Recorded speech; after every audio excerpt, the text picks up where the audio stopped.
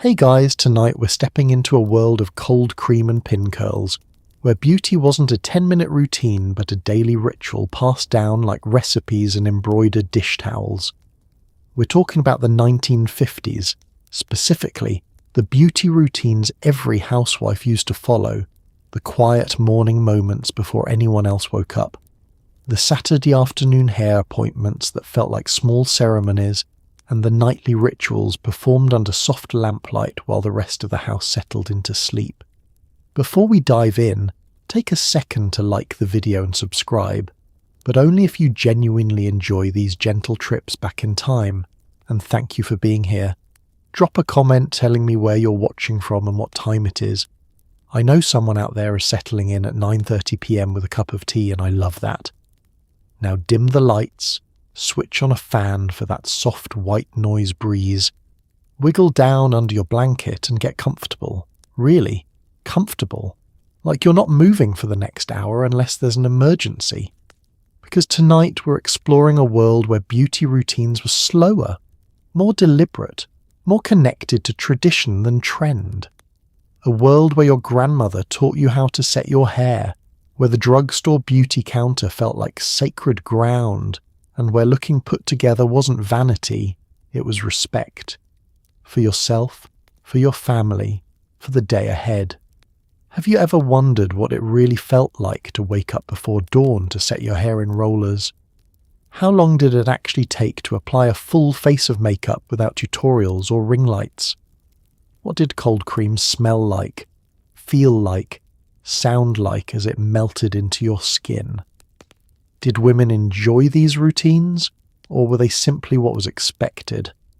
What was it like to visit the beauty parlour on a Saturday afternoon, sitting under a dome dryer with a magazine and a cola, surrounded by the warm hum of women's voices?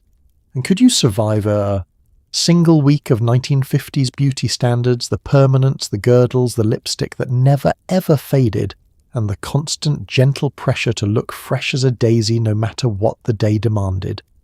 And just like that, it is 1953. The sun hasn't risen yet. The house is still.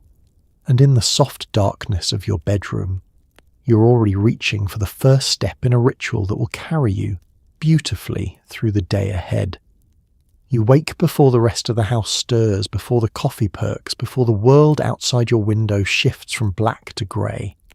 This is your time, the quiet hour that belongs only to you, and you use it the way your mother taught you, to prepare yourself for the day ahead. You slip out of bed carefully so as not to wake your husband, and pad softly across the cool floorboards toward your vanity. The house is silent except for the gentle creak of wood settling and the faint hum of the refrigerator downstairs. You switch on the small lamp beside your mirror, and the warm glow illuminates your face, still soft with sleep, still creased from the pillow. This is where your beauty routine begins, not in a rush, not under pressure, but in the tender stillness of morning when no one is watching and the day hasn't yet made its demands. The vanity before you is your sacred space, crowded with jars and bottles that catch the lamplight and shimmer softly. Each one has its purpose, its place in the careful choreography you perform every morning. Some of the containers are nearly empty, scraped down to their last precious bits. Others are still fresh, their lids tight, their contents untouched and promising. You have arranged them in the order you use them, left to right, an assembly line of transformation that you could navigate with your eyes closed if you needed to. Outside, the neighbourhood sleeps, no cars pass, no dogs bark. Even the birds have not yet begun their morning songs. This silence feels rare and valuable, like something you should protect, something you should hold close. In a few hours, the house will fill with noise and need, with breakfast to make and lunches to pack and questions to answer. But right now, in this suspended moment before dawn, you belong only to yourself. You pull your robe tighter around your shoulders, feeling the slight chill of the room against your skin. The furnace has not yet kicked on for the day, and the air carries that particular coolness of early morning, clean and sharp and somehow hopeful. You settle onto the small cushioned stool in front of your vanity, adjusting your position until you can see your face clearly in the mirror. The woman looking back at you is familiar but also strange. Stripped of the polish and presentation you will soon apply, this is your real face, the one your husband sees when he wakes beside you, the one your children would see if they ever rose this early. Your fingers reach for the first jar, and as they do, you feel yourself shifting into the rhythm of the routine, the quiet meditation of care and attention that will carry you from sleep into wakefulness, from private self into public presentation. This is not vanity, though some might call it that. This is preparation. This is armor. This is the way you ready yourself to meet the world with grace and confidence, to be the woman everyone expects you to be. And it begins here, in darkness, in silence, in the gentle glow of a single lamp that makes everything feel softer, kinder, more forgiving than the harsh light of day ever will. Your hand reaches for the jar of cold cream, heavy glass with a metal lid that unscrews with a satisfying click. The cream inside is thick, white, slightly cool to the touch, and it smells faintly of roses and something clinical, something reassuring. You scoop a generous amount onto your fingertips and begin massaging it into your face with slow, circular motions, starting at your forehead and working your way down to your jawline. The cream melts against your skin, loosening the traces of yesterday's makeup, dissolving the oils and dust that settled into your pores overnight. It feels soothing, almost meditative, this quiet act of care performed in near darkness while the rest of the world sleeps. Your mother used cold cream, and her mother before her, and there is something comforting in that continuity, in knowing that this simple jar connects you to generations of women who also woke early and tended to themselves in the private hours before dawn. The texture of the cream changes as you work it into your skin, becoming thinner, more liquid, sliding easily across the planes of your face. You press your fingertips into your temples, massaging gently, then move down to your cheeks, your nose, your chin. The motion is rhythmic, automatic, something your hands know how to do without conscious thought. You've been performing this ritual for so many years now that it has become part of you, as natural as breathing, as necessary as sleep. The cold cream does more than clean. It softens, nourishes, prepares your skin for the layers that will follow. The beauty columns call it essential, the foundation upon which all other beauty is built, and you believe this.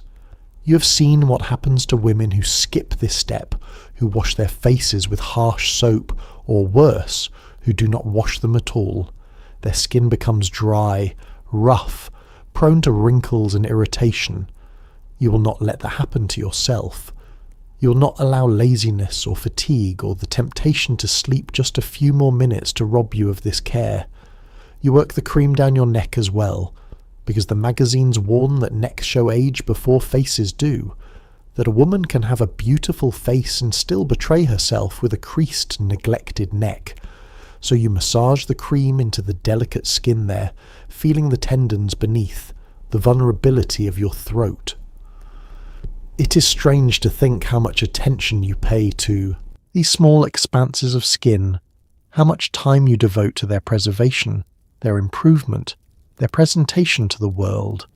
When every inch of your face and neck is covered, slick with cream, you pause for a moment, letting it sit, letting it work. Your reflection in the mirror looks ghostly, your features blurred beneath the white mask. You look almost unrecognizable like this, transformed into something not quite human, not quite yourself. But you know this is temporary, just one stage in the process. In a moment you will wipe it all away, and the woman beneath will emerge cleaner, fresher, ready for the next step.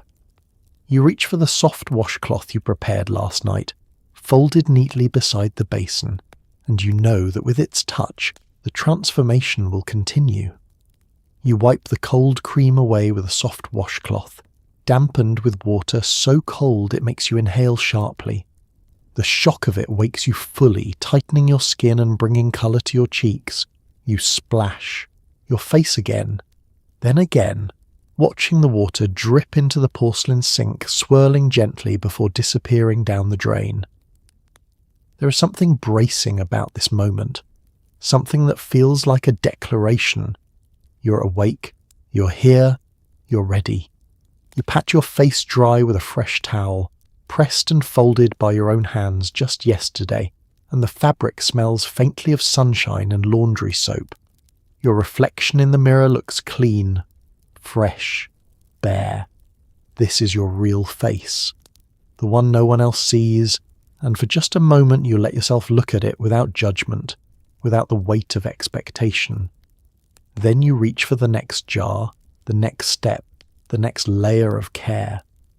The cold water runs from the tap with a sound like whispered secrets, filling the basin part way before you cup your hands beneath the stream and bring it to your face. The first splash steals your breath. The second makes your eyes water slightly.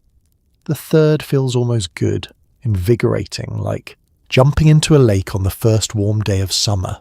You were taught to rinse with cold water, never warm, because cold water closes the pores, tightens the skin, prevents sagging and encourages firmness. Whether this is scientifically true or simply beauty folklore passed down through generations, you do not know and do not question. You do it because it is what you have always done, what your mother did, what women do. You bend over the sink, splashing again and again, until every trace of cold cream has been washed away, until your skin feels clean and tight and awake. Water runs down your neck, dampening the collar of your nightgown, but you pay it no mind. This is part of the ritual, the small discomforts that accompany care. You straighten and reach for the towel, patting your face gently rather than rubbing, because rubbing pulls at the delicate skin and encourages wrinkles. Pat, do not rub. This is another lesson from the beauty columns, another small discipline you follow, without question. The towel absorbs the water, leaving your skin damp but no longer dripping. You hang it carefully on the bar beside the sink, smoothing it so it will dry evenly, so it will be ready for tomorrow morning's ritual. Everything in your routine has its place, its order, its small moment of attention. Nothing is rushed, nothing is careless. This is how you maintain yourself, how you fight against time and gravity, and the slow erosion that threatens every woman past a certain age. You look at your face in the mirror again, studying it with the critical eye you have developed over years of scrutiny. Your skin is clean now, truly clean, free of night oils and cream residue and the invisible film of dust that settles on everything while you sleep.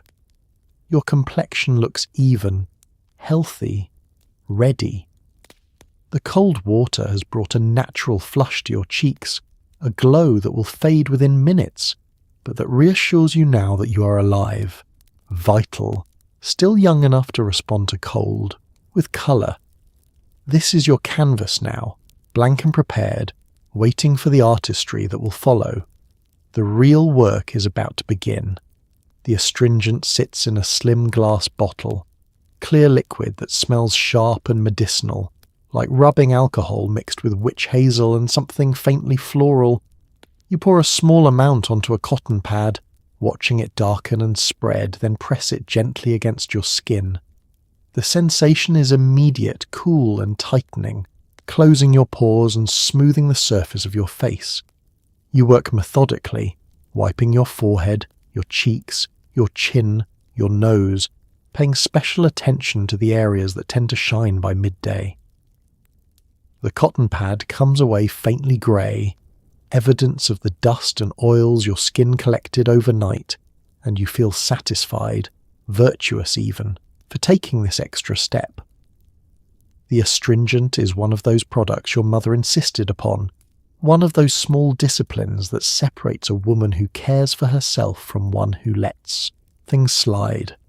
You recap the bottle carefully, setting it back in its designated spot among the other jars and bottles that crowd your vanity like a small orderly army. The tightening sensation spreads across your face, a feeling that is not quite comfortable but somehow reassuring.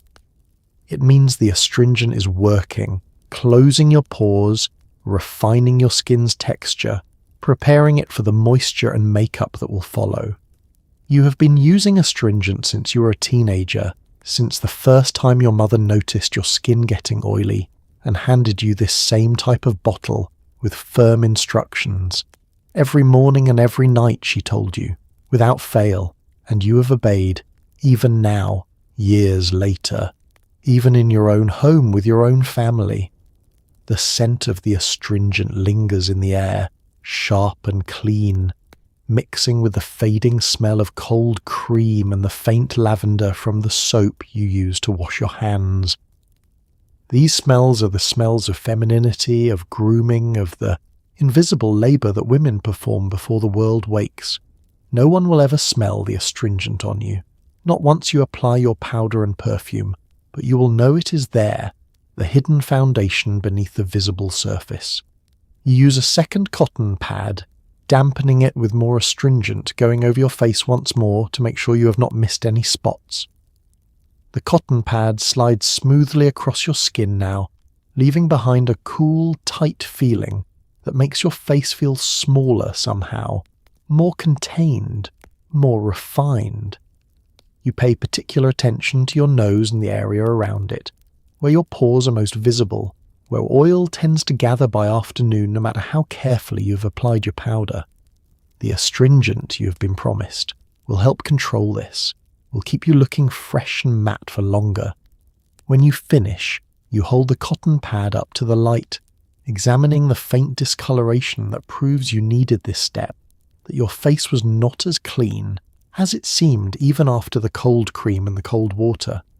There is something satisfying about this visible evidence of your diligence, this proof that you're doing everything right, following every step, leaving nothing to chance. You fold the used cotton pads and drop them into the small wastebasket beside your vanity, then wash your hands thoroughly to remove any residue. The astringent has left your skin feeling tight, almost uncomfortably so, but you know this sensation will ease once you apply your moisturizer. Everything in this routine balances everything else. Nothing stands alone. The moisturizer comes in a pink jar with elegant gold lettering, a product you save for and purchase carefully. Because good face cream is an investment, not an indulgence.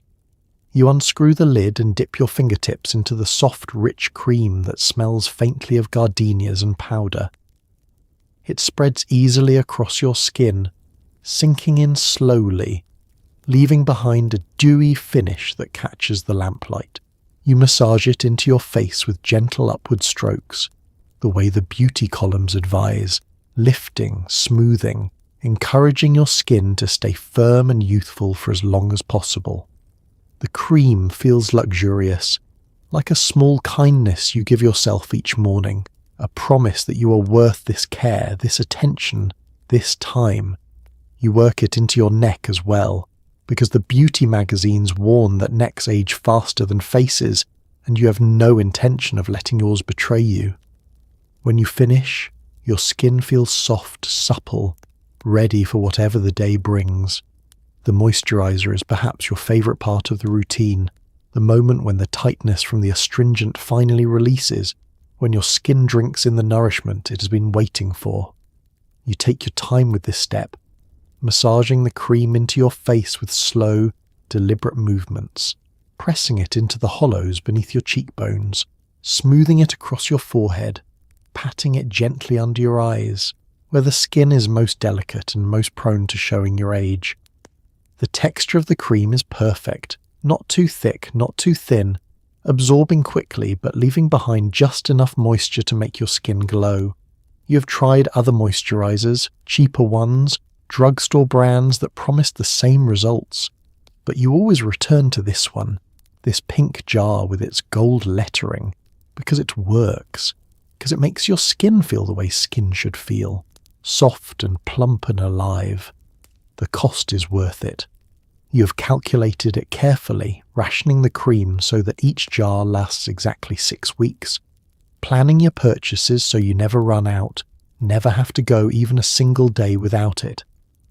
As you massage the cream into your neck, you tilt your head back, exposing the long line of your throat, working the moisturizer in with upward strokes that fight against gravity, that refuse to let your skin sag or droop or surrender to age. Your mother never moisturized her neck, and now, in her 50s, she regrets it. The skin there creeped and loose, betraying her age even when her face still looks relatively smooth. You will not make that mistake. You will protect every visible inch of yourself, will fight for your youth and beauty with all the tools and knowledge available to you. The scent of gardenias fills your small bathroom, sweet and feminine and slightly old-fashioned. The kind of scent your grandmother wore, the kind of scent that makes you think of lace and pearls and women who knew how to be ladies. You breathe it in deeply, letting it calm you, center you, remind you that this routine is not a burden but a gift, time you spend caring for yourself before you spend the rest of the day caring for everyone else. When the moisturizer has been fully absorbed, you touch your face gently, feeling the difference, the softness, the smoothness. Your skin is ready now, prepared. The canvas is primed and waiting for the art to begin. Foundation in the 1950s is not the light, breathable liquid women will use decades from now. It is thick, substantial, something you apply with purpose and patience. You choose a shade that matches your skin as closely as possible, though the options are limited, and you have learned to blend carefully to avoid the dreaded line along your jawline that marks an amateur. You dot the foundation across your forehead, cheeks, nose, and chin, then use your fingertips to blend it outward in smooth, even strokes. The coverage is full, transforming your natural complexion into something more polished, more uniform, more camera-ready, even though no camera will see you today. This is simply what is expected. The foundation evens out your skin tone, covers the faint shadows under your eyes, hides the small imperfections that make you human. When you finish, your face looks like a freshly primed canvas, smooth and ready for the artistry that comes next. The foundation has a particular smell, powdery and slightly chemical, the smell of transformation, of becoming. You dip your fingertips into the compact, gathering just enough product, then begin working it into your skin with small circular motions, blending, always blending. Because the secret to good foundation is making it look like you are not wearing foundation at all, like this flawless complexion is simply what you were born with. You work carefully around your nose, where broken capillaries threaten to show through, where the skin is slightly red and uneven. The foundation covers them completely, erasing them as though they never existed. You blend under your eyes, where faint purple shadows reveal your chronic lack of sleep, where the thinness of the skin betrays every late night and early morning. The foundation fills in these shadows, brightens them, makes you look rested even when you are bone-tired. Your forehead requires special attention, because this is where your skin tends to be driest, where foundation can settle into fine lines if you're not careful. You blend with light, feathering strokes, making sure the coverage is even but not heavy, making sure the foundation enhances rather than masks. The beauty columns warn against wearing too much foundation, against looking painted or artificial, so you have learned to find the balance, enough coverage to perfect your complexion, but not so much that you look like you're wearing a mask. You extend the foundation down your neck, blending carefully so there's no visible line of demarcation between your face and your throat. This is crucial. A line at the jaw is the mark of a careless woman, someone who does not understand that foundation must blend seamlessly, invisibly, into the natural skin below. You work the foundation down to your collarbones, making sure the colour is consistent, making sure there are no streaks or patches or areas you have missed. When you finish, you step back slightly from the mirror, assessing your work. Your face looks smooth, even, perfected. Your natural skin tone has been replaced with something more ideal, more uniform, a complexion that could grace a magazine cover or a movie screen. The small imperfections that bothered you before, the slight redness, the faint scars from childhood chicken pox, the tiny mole near your hairline, all of them have disappeared beneath the careful application of foundation. You feel transformed already, even though you're only partway through the routine. Foundation is magic in a compact. The power to remake yourself, to present to the world not the face you were born with, but the face you have chosen, the face you have worked for, the face you deserve. The powder compact is one of your most treasured possessions, a gift from your husband on your first anniversary, silver-plated with your initials engraved on the lid. You open it with a satisfying snap, revealing the pressed powder inside, pale and smooth as silk. You dip the velvet puff into the powder, tap off the excess, and press it gently across your face, setting the foundation and eliminating any shine. The powder smells faintly of violets and talc, a scent that will cling to your skin all day, subtle but unmistakable.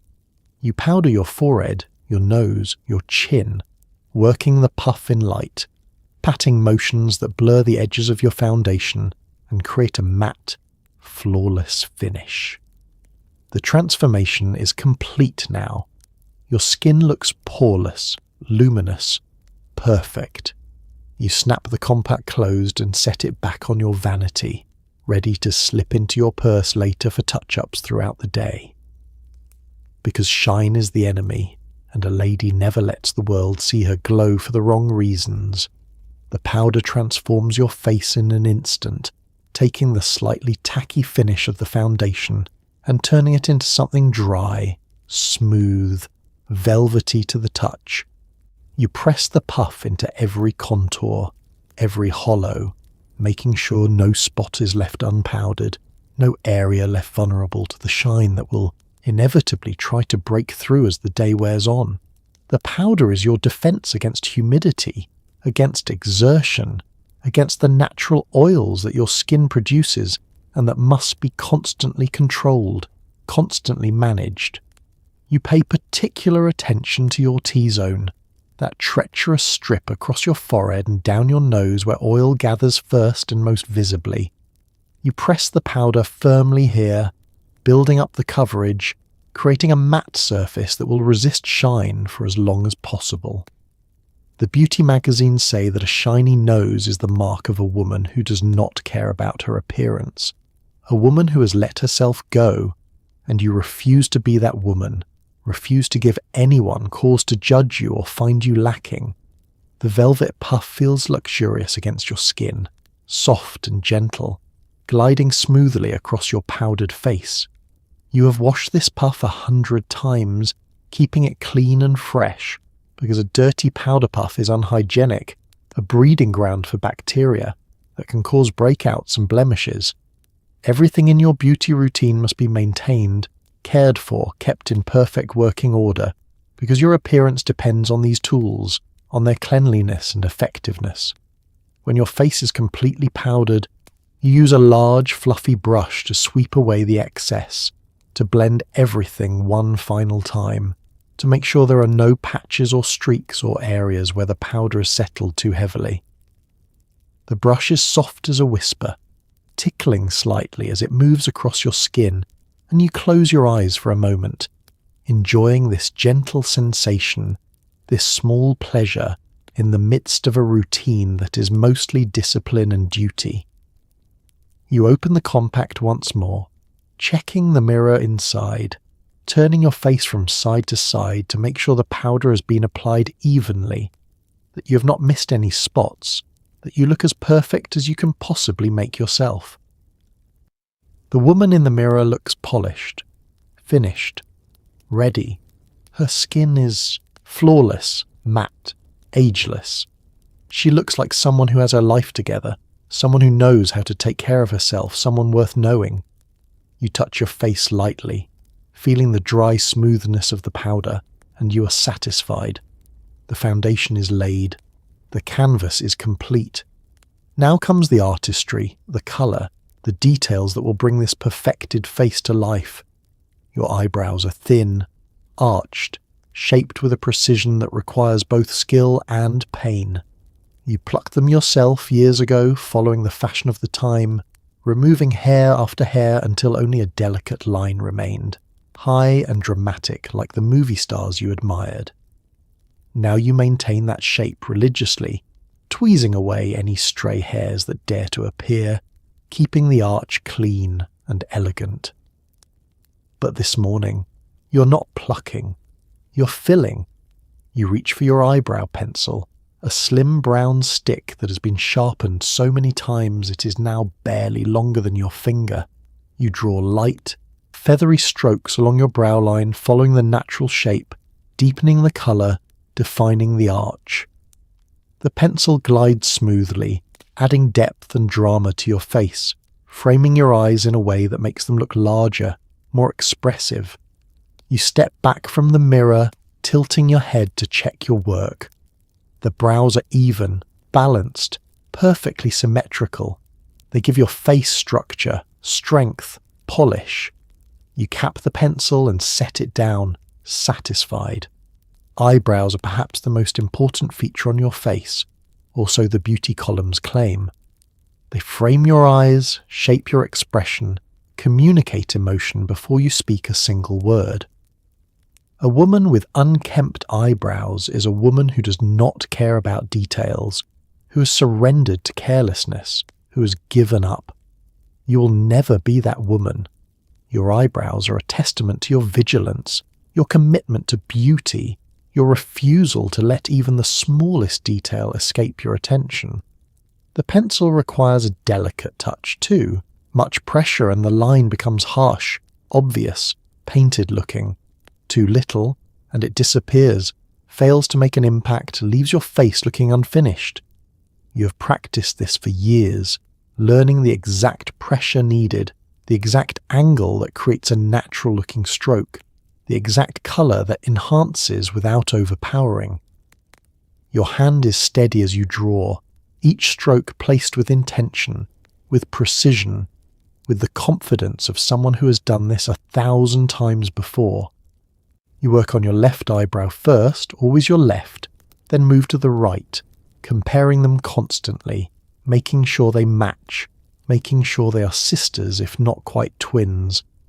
The arch on the left is slightly higher than the right, a natural asymmetry that you correct with careful application of the pencil, building up the right side until both brows sit at the same height, create the same dramatic curve. The colour of the pencil is a warm brown, darker than your natural hair colour, because the magazines say that eyebrows should be slightly darker than your hair to provide proper contrast, to frame your face effectively.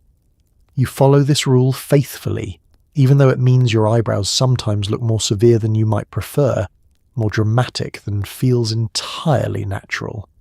But natural is not the goal. Polished is the goal. Perfect is the goal. When both eyebrows are complete, you use your fingertip to gently blend the pencil strokes, softening any harsh lines, making the colour look more natural, more like real hair growing from your skin rather than pigment applied on top of it. This blending is crucial. The difference between eyebrows that look drawn on and eyebrows that look groomed, enhanced, but still believable. You pick up a small brush, stiff-bristled and angled, and use it to comb through your eyebrows, directing the hairs upward and outward, setting them in place, making sure every hair lies flat and cooperative, The brush smooths everything, integrates the pencil into the natural hair, creates a finished look that will last all day without smudging or fading. Your eyebrows are perfect now. 2 elegant arches that lift your entire face, that make you look alert, interested, alive. Eyeshadow in the 1950s is not the bold, colourful statement it will become in later decades. It is soft, neutral, designed to enhance rather than announce. You open your compact of pressed shadow, a pale taupe that works for both day and evening, and dip a small brush into the powder. You sweep it gently across your eyelids, blending upward toward your brow bone, creating a subtle gradient that adds depth without drawing too much attention.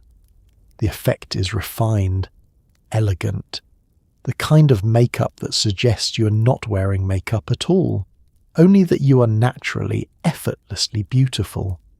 You add a touch of lighter shadow to the inner corners of your eyes, a trick you learned from a magazine, something about making your eyes look brighter, more awake.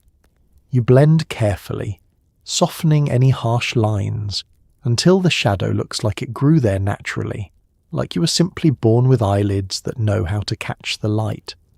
The brush is soft against your eyelids, barely more than a whisper of sensation as it deposits colour. You work with your eyes half closed, tilting your head back slightly to give yourself a better view in the mirror, to make sure you are applying the shadow evenly, symmetrically, correctly.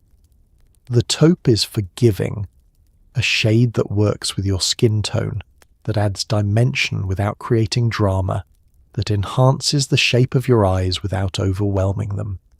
You build the colour slowly, layer by layer, because too much shadow applied at once looks muddy, heavy, aging. Better to start with less and add more if needed, to build gradually toward the desired effect. The magazines call this technique feathering, and you have practiced it until it has become second nature, until your hand knows exactly how much pressure to apply, exactly how to move the brush to create a seamless gradient from lid to brow. The lighter shadow at the inner corners is a more recent addition to your routine, a technique you read about in a beauty column just a few months ago. The writer promised it would make your eyes look more open, more youthful, more sparkly, and though you were skeptical at first, you have come to appreciate the subtle difference it makes. The light catches that inner corner, reflects back, creates an illusion of brightness that spreads across your entire face. You blend the 2 shadows together where they meet, using a clean brush to soften the transition, to make sure there is no visible line, no harsh demarcation between the colours. The blending takes patience, small circular motions, constant checking and rechecking in the mirror, but the result is worth it. Your eyelids look sculpted, defined, but still natural, still like they could be your own unenhanced skin if someone looked quickly, casually, without scrutiny. Eyeshadow is an art form, one that requires practice and patience and a willingness to learn from mistakes. You have made plenty of those, mornings when you applied too much shadow, or chose the wrong colour, or failed to blend properly and ended up looking tired or sad or older than your years. But you have learned, adjusted, improved, and now your shadow is always perfect, always subtle, always exactly right. You step back from the mirror, blinking a few times to see how the shadow looks with your eyes open, with your natural expression. It adds depth without darkness, dimension without drama. It makes your eyes look larger, more defined, more interesting. It transforms your face from bare to beautiful, from ordinary to polished. And you're only halfway through your eye makeup. Eyeliner requires a steady hand and a deep breath. You've been drawing this line for years now, and still, it demands your full concentration. You pick up the slim black pencil, soften the tip slightly by warming it between your fingers, then lean close to the mirror, so close your breath fogs the glass. You begin at the inner corner of your eye, drawing a thin, precise line along your upper lash line, following the natural curve of your lid. The line thickens slightly as you reach the outer corner, then extends just beyond, flicking upward in a delicate wing that lifts your eye and gives you that wide-awake, doe-eyed look that is so fashionable now. You repeat the process on your other eye, checking constantly to make sure both wings match, both lines are even. It takes several minutes, several small corrections, but finally you lean back, satisfied. Your eyes look larger, more dramatic, more polished. The eyeliner transforms your face, gives you presence, makes you look like someone who knows exactly who she is. The pencil feels substantial in your hand, heavy enough to give you control, light enough to allow for delicate movements. You rest your elbow on the vanity to steady yourself, eliminating any tremor, any shake that might cause the line to wobble or skip.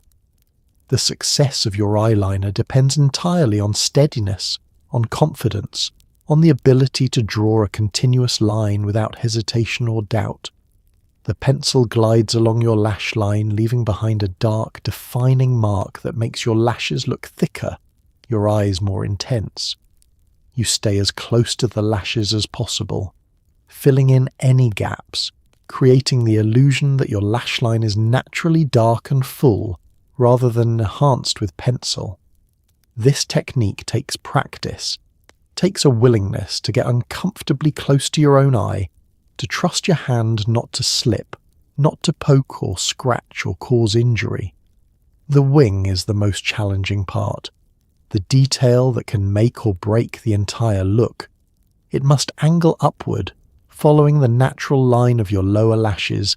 If they were to continue beyond the outer corner of your eye, it must be sharp, crisp, pointed like an arrow aimed toward your temple, and it must be identical on both eyes, perfectly symmetrical, because asymmetrical wings make your face look crooked, unbalanced, wrong. You create the first wing, pulling the pencil smoothly upward and outward, creating a small flick that extends perhaps a quarter-inch beyond your lash line. You examine it critically, checking the angle, the length, the sharpness of the point.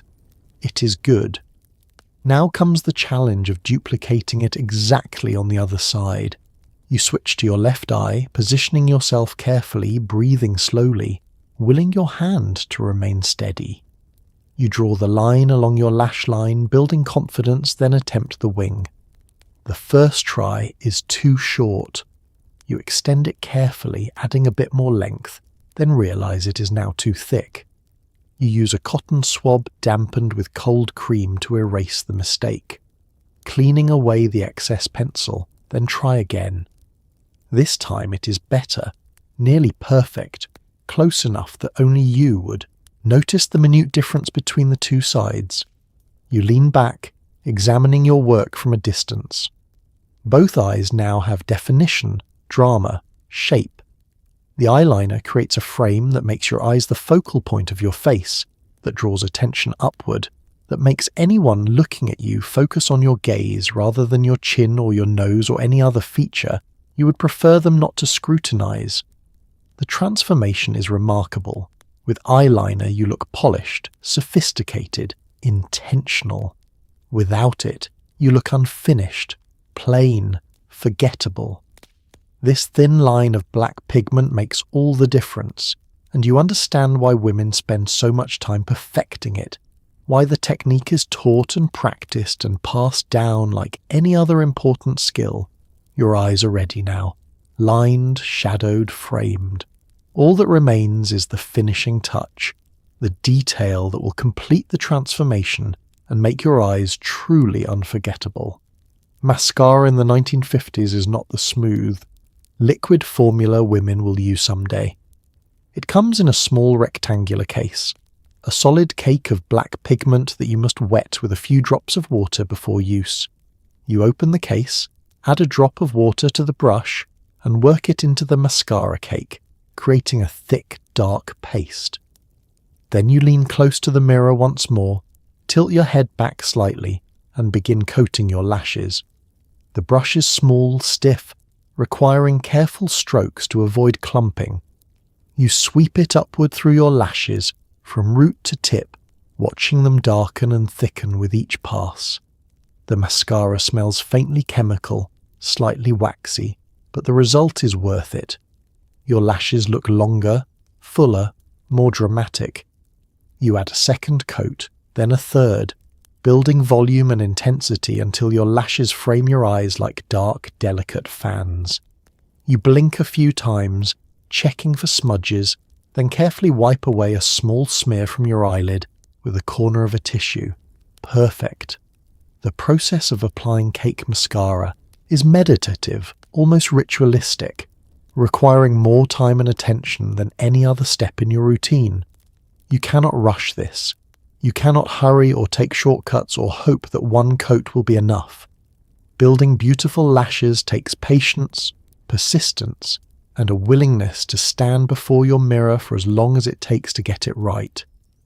You work on your upper lashes first, wiggling the brush at the roots to deposit more pigment there, where the lashes meet your lid, then sweeping upward toward the tips.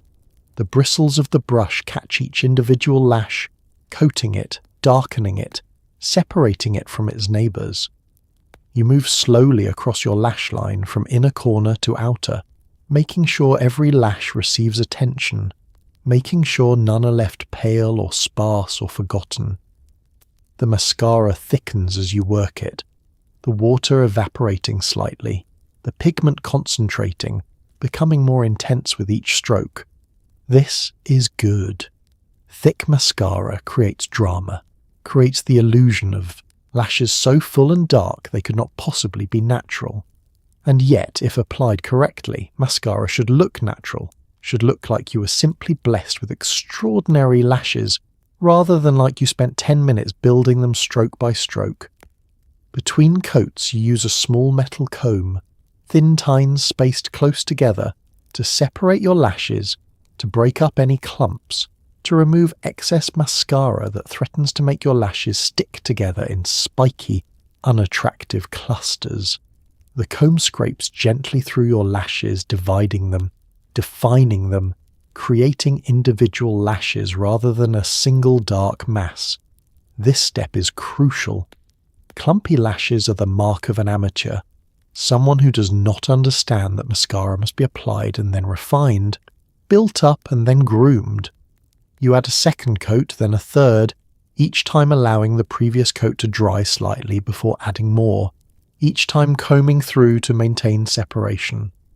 The mascara builds on itself, each layer adding length and volume, transforming your natural lashes into something more impressive, more beautiful, more worthy of notice.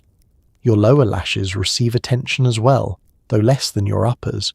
You hold the brush vertically, using just the tip, barely touching the lower lashes, adding a hint of darkness without creating heaviness.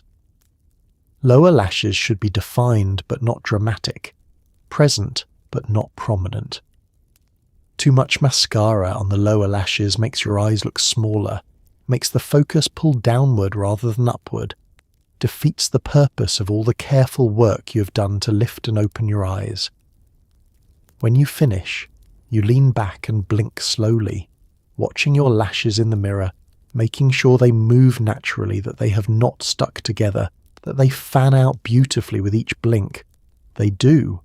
They are perfect, dark and full and dramatically long, framing your eyes like the ornate frames around precious paintings. You close the mascara case, wiping the brush, clean, preparing it for tomorrow's application. The case snaps shut with a satisfying click, and you move on to the next step, your eyes now complete, now ready to captivate, to express, to communicate without words. Rouge is applied with care, with restraint, because too much makes you look theatrical, painted, inappropriate for a respectable housewife. You open your rouge compact, a pressed powder in a soft coral shade, and swirl your brush lightly across the surface. Then you smile at yourself in the mirror, finding the apples of your cheeks, and dust the colour gently across them in small circular motions. The rouge adds warmth to your face, a healthy glow that suggests you have just come in from a brisk walk, that your blood is moving, your spirits high. You blend the edges carefully, making sure there are no harsh lines, no obvious patches of colour. The effect should look natural, effortless, as though you're simply one of those fortunate women who always looks rosy and vital. You step back, checking your work in the lamplight. The colour is subtle but unmistakable, adding life to your carefully powdered face. You close the compact with a soft snap, pleased. The placement of rouge is as important as the amount. Too high, and you look surprised, childish, like a doll. Too low, and you look gaunt, hollow, older than your years. The sweet spot is the apples of your cheeks, the part that rounds when you smile, the natural place where colour gathers when you laugh, or exert yourself, or feel a flush of emotion. You have studied your face enough to know exactly where this spot is, and your brush finds it automatically now, without conscious thought. The colour transforms your face instantly, taking you from pale and interesting to vibrant and alive. The coral shade works with your skin tone, neither too pink nor too orange, a perfect middle ground that looks like health, like vitality, like joy. It is amazing how much difference this small amount of colour makes, how it pulls your whole face together, connects your eyes and lips, creates harmony among all the separate elements of your makeup. You use a light hand, building the colour gradually, because rouge is one of those products that can quickly become too much, that can cross the line from enhancement to artifice in the space of a single additional stroke. The beauty columns warn constantly against over-rouging, against looking like a painted woman, against giving people cause to question your respectability. So you are careful, judicious, applying just enough to look healthy, but not so much that anyone would ever say you were wearing too much makeup. The brush itself is important, soft and full, able to deposit colour without creating streaks or patches. You invested in a good rouge brush years ago, and it has served you faithfully, maintaining its shape, its softness, its ability to blend colour seamlessly into your powdered skin. You clean it regularly, washing away the build-up of powder and oils, keeping it fresh and effective. After applying the rouge to both cheeks, you use the same brush, now nearly depleted of colour, to dust a tiny bit across the bridge of your nose, just a whisper of colour that catches the light and makes you look sun-kissed, outdoorsy, healthy. This is another magazine trick, another small detail that most people will never notice, but that contributes to the overall impression of beauty, of care, of attention to detail. You blend everything one final time, using a clean, fluffy brush to soften all the edges, to make sure the rouge fades gradually into your foundation, rather than sitting on top of it like a separate entity. The blending creates a natural look, a believable look, a look that could pass for your own natural colouring if someone did not look too closely. When you finish, your face glows. The rouge has brought life to your complexion, warmth to your expression, vitality to your appearance. You look like a woman who is thriving, who is happy, who is loved and cared for and content with her life. Whether or not this is true, whether or not you feel these things, is irrelevant. What matters is the appearance, the impression, the face you present to the world. And your face, now flushed with artificial health, is nearly ready for its final, most important detail. Lipstick is the most important part of your routine, the one step you would never skip, even if you skipped everything else. A woman without lipstick is not fully dressed, not fully herself, not fully ready to face the world. You have several shades lined up on your vanity, but your favourite, the one you reach for most mornings, is a classic red, rich and bold, and utterly transformative. You twist the tube, revealing the smooth, pointed tip, and lean close to the mirror. You begin at the centre of your upper lip, following the natural bow with careful precision, then fill in the rest with smooth, confident strokes. You press your lips together, blot them, lightly with a tissue, then apply a second coat for lasting power.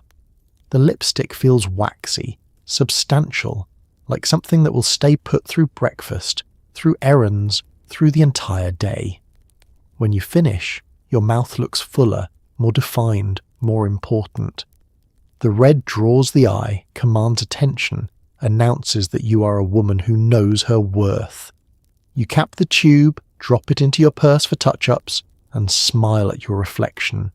Now you look like yourself. Now you are ready. The ritual of applying lipstick is sacred, performed with the solemnity of a religious ceremony. You've done this thousands of times, yet you still approach it with focus, with intention, with the understanding that this single element of your makeup carries more weight than all the others combined. Lipstick is identity. Lipstick is power. Lipstick is the difference between a woman and a lady.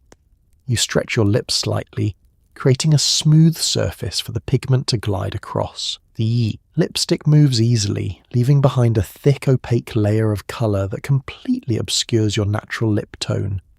You work carefully around the edges, following the natural line of your lips but also correcting it slightly, making your upper lip appear slightly fuller, your lower lip more defined, creating the perfect bow shape that movie stars and models display in every photograph. The colour is unapologetic, impossible to ignore, a statement that says you are here, you matter, you deserve attention. Red lipstick is not for the timid or the apologetic. It is for women who understand their power, who claim their space, who refuse to fade into the background. You are one of these women, or at least you are working very hard to become one. After applying the first coat, you press your lips to a folded tissue, leaving behind a perfect kiss print, a ghost of your mouth in red. This blotting removes excess lipstick, prevents feathering, sets the colour so it will not transfer to your coffee cup or your husband's cheek or the collar of your dress. Then you apply the second coat, building intensity, building staying power, creating a layer of colour so complete that it will survive the day's trials with minimal touch-ups. The lipstick has a taste, waxy and slightly sweet, with a chemical undertone that you have grown so accustomed to you barely notice it anymore. This taste will be with you all day, a constant reminder of your painted mouth, of the barrier between your natural lips and the world. You will taste it when you eat, when you drink, when you speak. It is the taste of femininity, of beauty, of the effort required to maintain both. You check the edges carefully, making sure the line is clean, sharp, perfect. Any smudging or bleeding beyond your natural lip line looks sloppy, careless, old. You use a cotton swab to clean up any mistakes, to sharpen the corners where your upper and lower lips meet, to create the precise, defined mouth that is expected of you.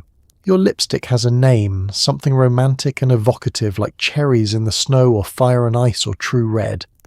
The name matters less than the effect, which is transformative, powerful, complete. With lipstick you are finished. With lipstick you are beautiful. With lipstick you're ready to leave your bedroom and face whatever the day holds. You smile at yourself one final time, admiring the way the red makes your teeth look whiter, your skin brighter, your entire face more alive. Lipstick is magic, the simplest and most effective magic you possess, and you will guard this tube jealously, carrying it with you everywhere, reapplying whenever the colour begins to fade, refusing to let the world see you without it. Because without lipstick, you are not fully yourself. And being yourself, being the best possible version of yourself, is the entire point of everything you do. Every night, without fail, you set your hair in rollers. This is not optional. This is not a special occasion. Ritual. This is simply what women do, what you must do, if you want to wake up with hair that behaves, hair that curls and waves and frames your face in the soft feminine style that is expected of you. You sit at your vanity in your nightgown, hair freshly brushed, and begin sectioning it with a rat tail comb. Each section is rolled carefully around a pink foam roller, secured with a metal clip that digs slightly into your scalp but holds firm. You work methodically, starting at the crown and working your way down until your entire head is covered in rollers, transformed into something strange and architectural, something that would look absurd to anyone who didn't understand that beauty requires preparation, discipline, sacrifice. You tie a scarf loosely over your head to keep the rollers in place, then climb into bed, adjusting your pillow carefully so you don't crush your work. Sleeping in rollers is uncomfortable, but you have learned to manage it, learned to find positions that don't press too hard, don't create too much pain. This is simply what it takes. This is the price of waking up beautiful. The process takes nearly half an hour, sometimes longer if your hair is being particularly uncooperative, if the humidity is high, if you're tired and your hands are clumsy. But you never skip it. Never convince yourself that one night without rollers will not matter, because you know better. You know that hair left to its own devices will dry flat, lifeless, hanging limp and shapeless around your face, and shapeless hair is unacceptable, unfeminine, a sign that you have given up. Each roller must be wound tightly enough to create a firm curl, but not so tightly that it pulls painfully at your scalp or damages your hair. This balance requires practice, requires an understanding of your own hair's texture and tolerance. You've been setting your hair since you were a teenager, since your mother first taught you the technique, demonstrating on her own hair before, allowing you to try on yours. Now the motion is automatic, your hands working independently while your mind wanders to other things, to tomorrow's tasks, to worries and hopes and dreams. The rollers come in different sizes, and you use different sizes for different sections of your head. Larger rollers around your face create soft, loose waves that frame your features gently. Smaller rollers on top add volume, lift, bounce. The very smallest rollers are reserved for your bangs, if you wear them, creating tight curls that will be brushed out into smooth, rounded fringe. The metal clips that hold the rollers in place are necessary but cruel, pressing into your scalp, creating small points of discomfort that you will feel all night long. You have tried to position them carefully to avoid the most sensitive spots, but there is no way to make them completely comfortable. Sleep will require adjustment, accommodation, the acceptance of minor pain in service of beauty. Your husband has long since grown accustomed to your appearance in rollers. He no longer comments, no longer seems to notice the nightly transformation from wife to strange rollered creature. Perhaps he understands that this is simply part of being married to a woman, that beauty is not effortless, that the soft curls he admires each morning are built the night before through patience and discomfort. Or perhaps he simply does not think about it at all. When every roller is in place, you tie a silk scarf over your head, protecting your work, keeping the rollers from shifting during the night. The scarf is decorated with small flowers, cheerful and feminine, an attempt to make this strange nighttime appearance slightly less absurd. You catch sight of yourself in the mirror as you prepare for bed, your head a mass of pink foam and metal, your face scrubbed clean of makeup, your nightgown modest and practical. You look nothing like the polished woman you will become tomorrow morning. You look vulnerable, real, human. You climb into bed carefully, positioning yourself on your back because sleeping on your side will crush the rollers on that side, will create flat spots and uneven curls. Your husband is already asleep, his breathing steady and peaceful, unburdened by foam rollers or beauty routines or the constant work of femininity. You arrange your pillow, trying to find a position that does not press too painfully against the clips, and you close your eyes. Sleep will come, eventually, despite the discomfort, and tomorrow morning, when you remove the rollers, your hair will spring into perfect curls, soft and feminine, and exactly right. The pain will be forgotten. The discomfort will not matter. All that will matter is the result, the beauty you have built while you slept. Saturday afternoon is beauty parlour day, a standing appointment you keep as religiously as church on Sunday. You walk into the salon, greeted by the warm, chemical smell of permanent solution and hairspray, the hum of hair dryers and women's voices blending into a comforting symphony. Your beautician, a woman named Doris, who has been doing your hair for 3 years now, waves you over to her station with a smile. You settle into the chair, draped in a pink plastic cape, and let yourself relax as Doris begins working her magic. She washes your hair first, massaging your scalp with strong, capable fingers, the warm water running over your head in soothing streams. Then she sets your hair in rollers, smaller and tighter than the ones you use at home, before guiding you to the dome dryer. You sit beneath it, a magazine open in your lap, a cola sweating on the small table beside you, and let the heat bake your hair into perfect springy curls. The dryer is loud, isolating, but also peaceful in its way, a cocoon of warm air and white noise that allows your mind to wander. Around you, other women sit beneath their own dryers, lost in their own thoughts, all of you united in this strange communal ritual of beauty. The beauty parlour is more than a place to have your hair done. It is a sanctuary, a social club, a weekly escape from the demands of home and family. Here, for an hour or two, you're not a wife or mother or housekeeper. You're simply a woman being cared for, being pampered, being made beautiful by someone whose only job is to make you look your best.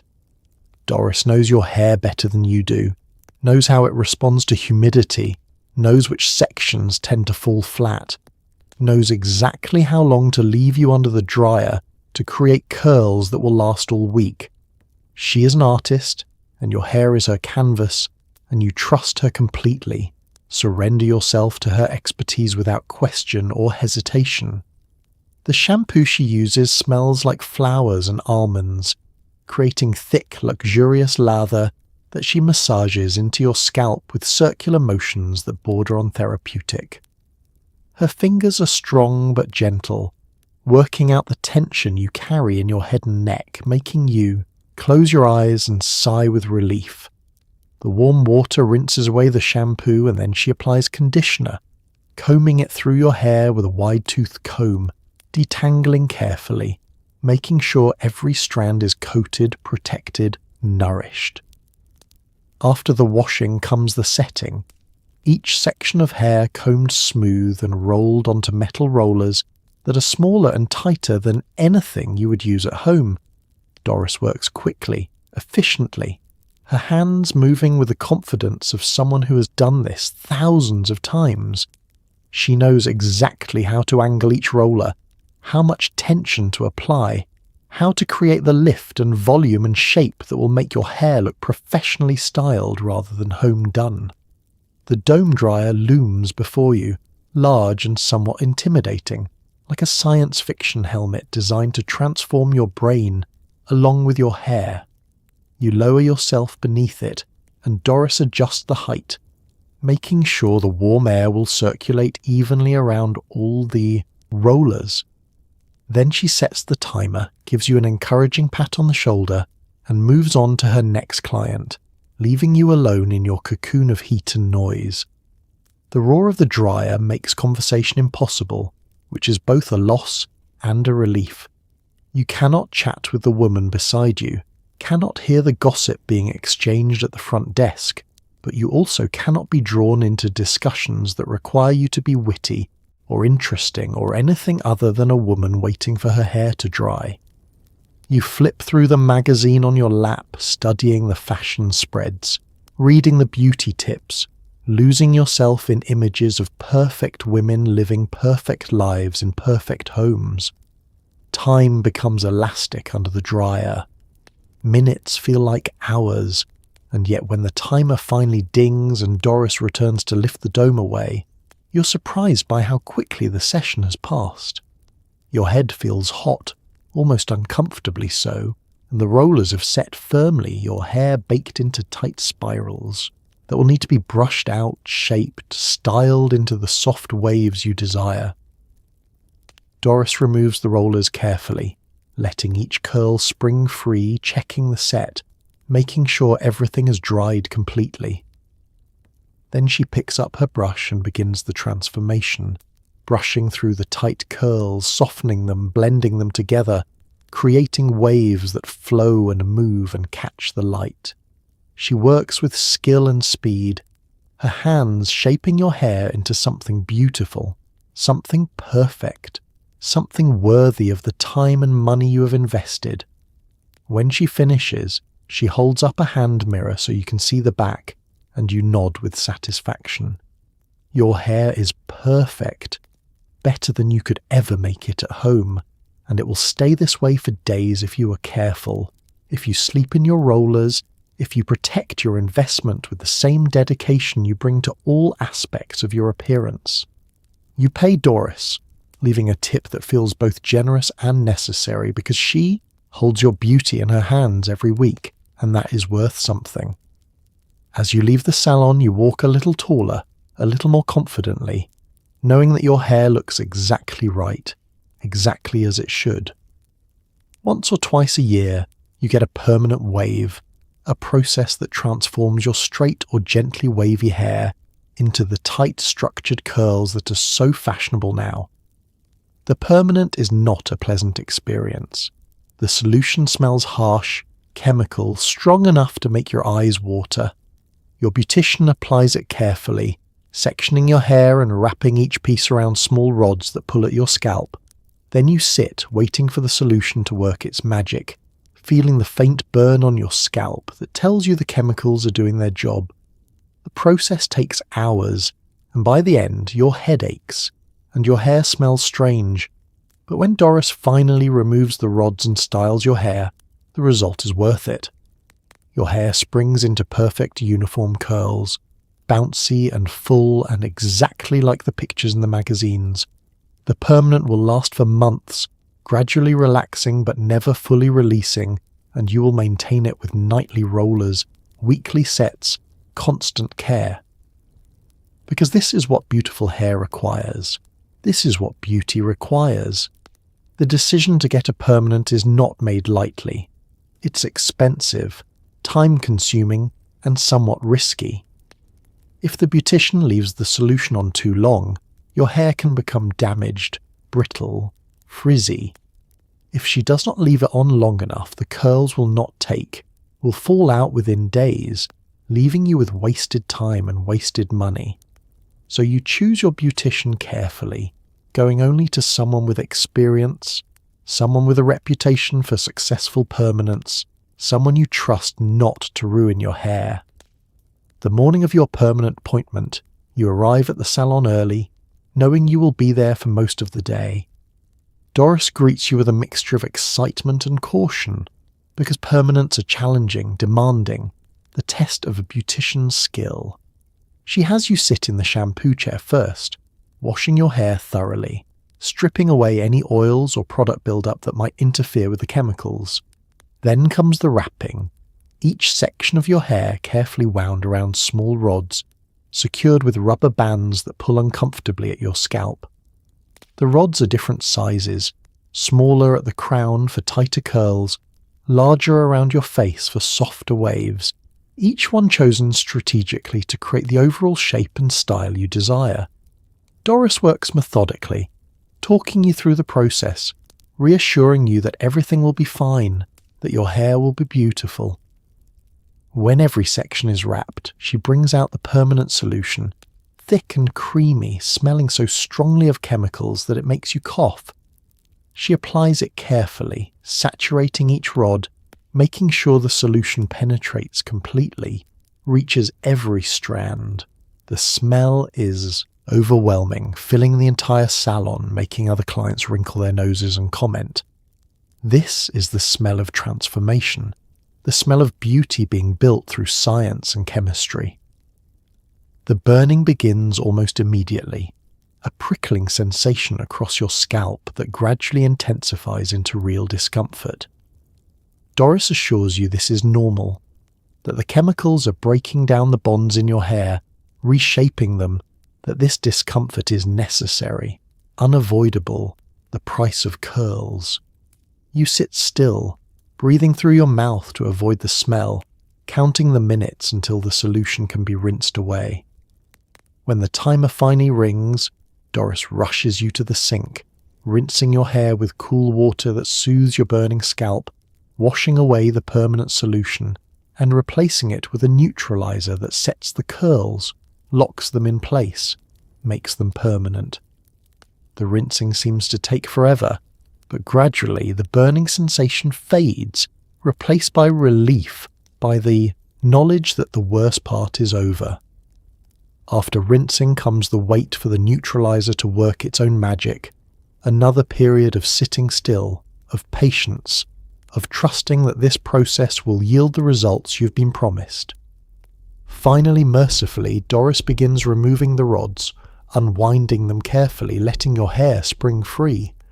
The curls are tight, almost too tight, spiraling out from your head in uniform coils that look nothing like the soft waves in the magazine pictures.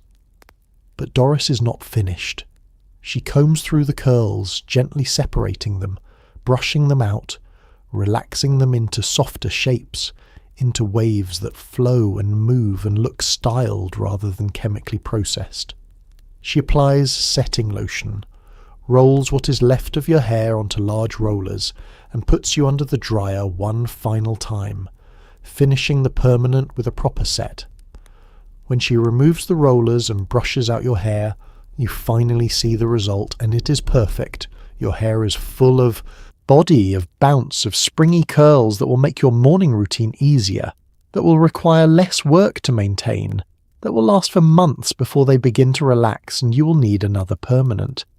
You leave the salon exhausted, your scalp still slightly tender, your hair smelling faintly chemical despite multiple rinses, but you leave beautiful, transformed, ready to face the world with hair that requires no apology, no explanation, only admiration.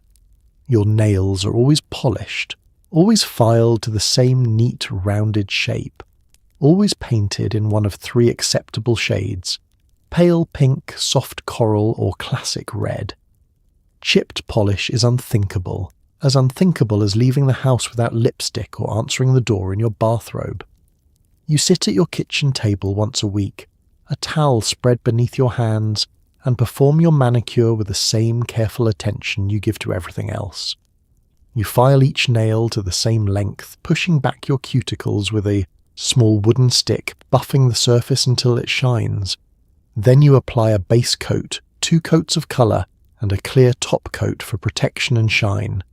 The polish smells sharp, chemical, but also satisfying, the scent of something being done properly, being done right. You hold your hands still while the polish dries, fingers spread, careful not to smudge your work. When your nails are finally dry, hard and glossy, you admire them with quiet satisfaction. They look polished, feminine, appropriate. They look like the hands of a woman who cares for herself, who understands that beauty extends to every detail, every surface, every visible part of her life. Nail care is a discipline, a practice that requires regularity and patience. You cannot let your nails grow too long, because long nails on a housewife look impractical, affected, like you're pretending to be someone who does not wash dishes or scrub floors or knead bread dough. But you also cannot let them be too short, because short, unpolished nails look masculine, unkempt, like you've been biting them or neglecting them or simply do not care about your appearance.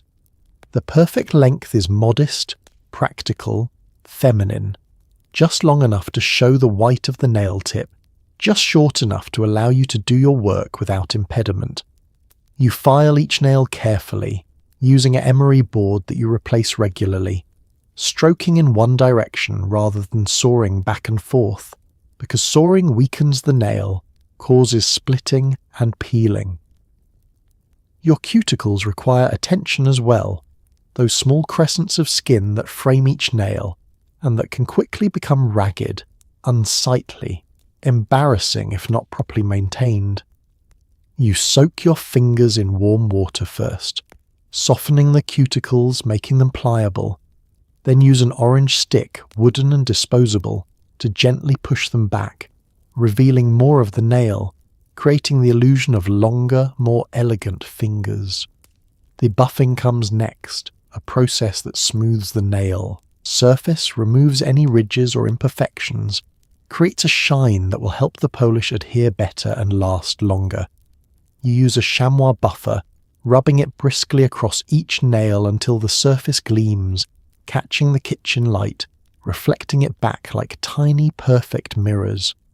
The base coat is essential, a clear polish that protects your nails from staining, that provides a smooth surface for the colour to adhere to, that strengthens and seals. You apply it carefully, starting at the base of each nail and stroking upward to the tip, making sure to cover the entire surface, making sure to cap the free edge where chips most often begin. Then comes the colour, 2 coats for opacity, for richness, for staying power. You dip the brush into the bottle, wiping the excess on the rim, then apply the polish in 3 strokes, 1 down the centre, 1 on each side, creating even coverage, avoiding the cuticles, staying within the lines. The first coat is thin, somewhat streaky, but the second coat covers any imperfections, builds depth and intensity, creates the glossy, perfect finish you desire. The top coat seals everything, adds shine, protects the colour from chipping and fading, extends the life of your manicure by days. You apply it generously, allowing it to wrap around the free edge of each nail, creating a seal that will resist the dishes, the laundry, the constant work that threatens to destroy your careful efforts. And then you wait, hands spread on the towel, fingers splayed, careful not to touch anything, not to move too quickly, not to ruin everything in a moment of impatience. The polish takes 20 minutes to dry completely. 20 minutes during which you're essentially useless, unable to cook or clean or do anything productive. But this time is necessary. This time is sacred. This time is your investment in beauty, in femininity, in presenting yourself to the world as a woman who pays attention, who cares, who understands that details matter. When your nails are finally dry, you test them carefully, pressing lightly on the surface, checking for any tackiness, any softness that might lead to smudging. They are perfect, hard and smooth and glossy, catching the light with each movement of your hands, transforming even the most mundane tasks, washing dishes, folding laundry, into opportunities to notice your own beauty, your own care, your own worthiness of this attention. Before you get dressed each morning, you wrestle yourself into a girdle, a contraption of elastic and boning that shapes your body into the smooth, controlled silhouette that is expected of you. The girdle is not comfortable. It is tight, restrictive, sometimes painful, especially after a large meal or during the warm months when the elastic makes you sweat. But it is necessary. It smooths your stomach, lifts your bottom, eliminates any jiggle or bounce or hint of the soft, natural body beneath. You step into it carefully, pulling it up over your hips, tugging and adjusting until it sits properly, until everything is tucked and compressed and held firmly in place. Then you snap your stockings to the garters, 4 metal clips that hold your hosiery taut and wrinkle-free. The process takes several minutes, requires contortion and patience. But when you're finally dressed, when you look at yourself in the mirror, you see a figure that is smooth, neat, acceptable. The girdle is your foundation garment, the hidden architecture that allows your clothes to fit properly, to hang correctly, to make you look like the kind of woman who has everything under control, even if beneath it all you can barely breathe. Putting on a girdle is a daily battle, a struggle between your soft, natural body and the rigid expectations of fashion. The girdle begins as a flat piece of fabric and elastic, deceptively innocent looking when laid out on your bed. But once you step into it, once you begin pulling it up your legs, it reveals its true nature, resistant, unforgiving, determined to compress you into a shape nature never intended. You grab the top edge and pull upward, working the girdle over your hips inch by inch, feeling it grip your thighs, your bottom, your stomach. The elastic is strong, far stronger than your muscles, and it fights you, resists, refuses to cooperate. You shimmy and wiggle, pulling and adjusting, your arms aching from the effort, your breath coming harder as the girdle tightens around your midsection. When you finally work it up to your waist, you take a moment to catch your breath, or try to, because the girdle is already limiting your lung capacity, compressing your rib cage, making deep breaths impossible. This is normal. This is expected. This is simply what women endure. The girdle has garters, 4 of them, 2 in front and 2 in back, dangling like small tentacles, each tipped with a metal clip designed to grasp your stockings and hold them in place. You sit on the edge of your bed to attach your stockings, lifting each leg carefully, smoothing the sheer nylon up your calf, over your knee, up your thigh until you reach the point where the stocking stops and the garter can catch it. The clips are finicky, small and sharp, requiring dexterity to attach properly. You have to position the stocking carefully, make sure it is straight, make sure the seam runs up the back of your leg in a perfect vertical line, then pinch the clip open, catch the fabric, and release, letting the clip bite into the stocking with a satisfying snap. 4 times you repeat this process. 4 times you check and adjust and recheck, making sure everything is even, secure, perfect.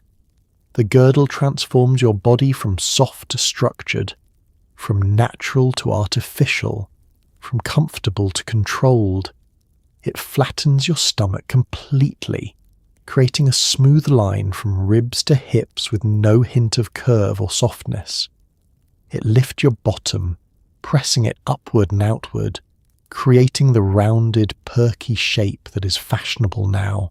It eliminates any movement, any jiggle, any sign that your body's made of flesh rather than plaster.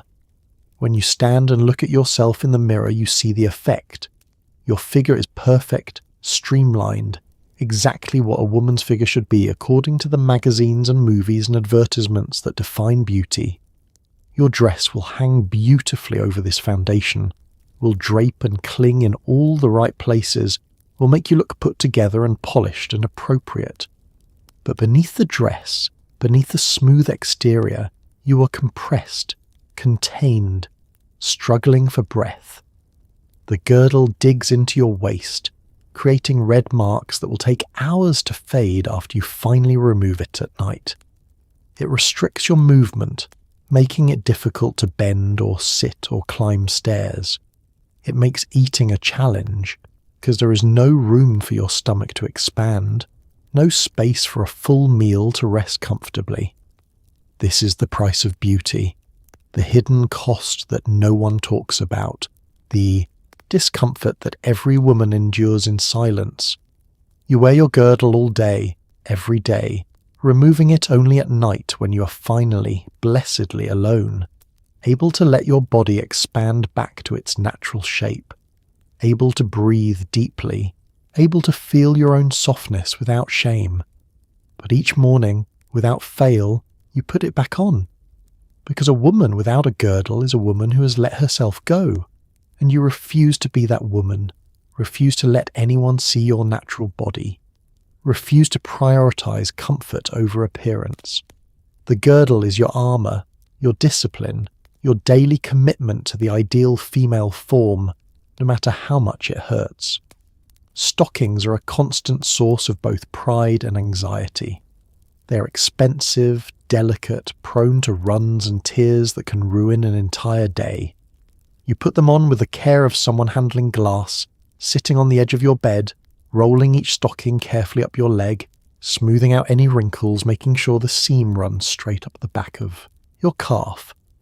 When both stockings are on, clipped to your girdle, you stand and check yourself in the mirror, twisting to see the seams, making sure they are even, parallel, perfect. A crooked seam is a sign of carelessness, of rushing, of not taking pride in your appearance. You adjust them carefully, then slip on your shoes, heels that lift you and lengthen your legs and make the stockings look even more elegant. You know these stockings will not last forever. By the end of the day, there may be a small run, a pulled thread, a snag from a rough chair or a careless moment, but for now they are perfect and you feel polished, put together, ready to face the world in your delicate armour of nylon and seams.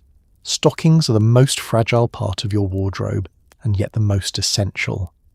Without them, your legs look bare, naked, inappropriate. A woman does not leave her house with bare legs, not in polite society, not if she wants to be respected. So you wear stockings every day, accepting their fragility as the price of femininity, their expense as the cost of looking proper. Each pair represents an investment, several dollars that could buy a week's worth of groceries, but that you spend anyway because you have no choice, because stockings are not optional, because your appearance demands them. You buy the best quality you can afford, knowing that cheaper stockings run more easily, knowing that saving a few cents now will cost you more in the long run. The ritual of putting on stockings is delicate, almost ceremonial. You remove them from their package carefully, the tissue paper rustling softly, the nylon folding out in a whisper of sheerness. You check them for flaws first, holding them up to the light, looking for any imperfections, any thin spots or snags that might become runs later.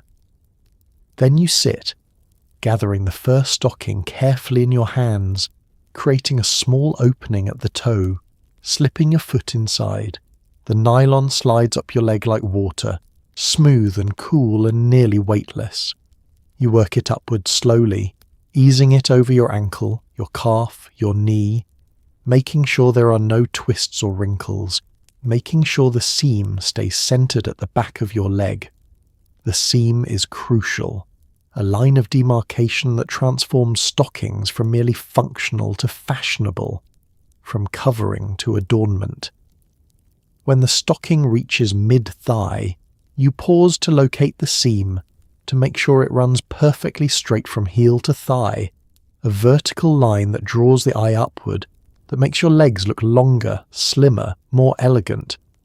You twist your leg, checking the seam in the mirror, adjusting it minutely until it is exactly right, then clip it to the garter that dangles from your girdle. The second stocking requires the same care, the same patience, the same attention to the seam. When both stockings are on and clipped, you stand slowly, feeling the pull of the garters, the slight tension that keeps the stockings taut, the gentle restriction that reminds you with every step that you're wearing something precious, something that requires care. You move carefully in stockings, conscious always of their fragility. You smooth your skirt before sitting, making sure there are no rough surfaces beneath you. You cross your legs at the ankle rather than the knee, reducing the friction that causes runs. You watch where you walk, avoiding anything that might snag. Rough concrete, splintered wood, brambles, small children with grabbing hands. Despite all your care, runs happen. They begin with a small catch, barely noticeable, a single broken thread that you might not see immediately. But once started, a run grows, spreading up or down your leg like a crack in glass, unstoppable, devastating. When you notice a run, your heart sinks, because you know these stockings are ruined, that you will have to change them immediately if you're going out, that you have just lost several dollars to a moment of carelessness or bad luck. Some women mend runs with clear nail polish, dabbing it at the ends of the tier to stop the spread, creating small hard spots in the nylon that catch and pull, but that save the stocking from total destruction. You have tried this, saved stockings this way when you had no choice, but you know that mended stockings are never quite right, never quite smooth, always carry the evidence of their damage, so you are careful, always careful, protecting your stockings as you protect all the other fragile elements of your beauty, knowing that perfection is delicate, that it requires constant vigilance, that one careless moment can ruin everything you have worked so hard to create. Perfume is your final touch, the invisible accessory that completes your transformation from woman to lady. You keep your bottle on your vanity, a graceful glass container with a small atomizer bulb that puffs a fine mist when squeezed. The scent is floral, powdery, unmistakably feminine, something your husband chose for you on your birthday and that you have worn ever since. You spray a light mist on your wrists, behind your ears, at the base of your throat, then press your wrists together gently, warming the perfume against your skin. The scent blooms around you, soft but unmistakable, a fragrance that will follow you through the day, lingering in rooms after you leave, clinging to your clothes, your hair, your skin. It is a signature, a subtle announcement of your presence, a reminder that you are a woman who cares about these details, who understands that beauty is not only what can be seen, but also what can be sensed, smelled, felt in the air around you. The perfume bottle itself is beautiful, an object worthy of display, with its curved glass and delicate atomizer, its elegant label written in script you can barely read. You treat it with reverence, setting it carefully on your vanity after each use, making sure it stands upright, making sure the precious liquid inside will not spill or evaporate or lose its potency. Your husband chose this scent for you, which means it carries his preferences, his desires, his vision of who you should be. You have worn it so consistently, so exclusively, that it has become part of your identity. The smell that people associate with you, that lingers in your wake, that announces your arrival before you speak. When your children hug you, they smell this perfume. When your husband kisses your neck, he smells it. When you pull on your coat at the end of the day, the collar releases a ghost of it, reminding you who you are.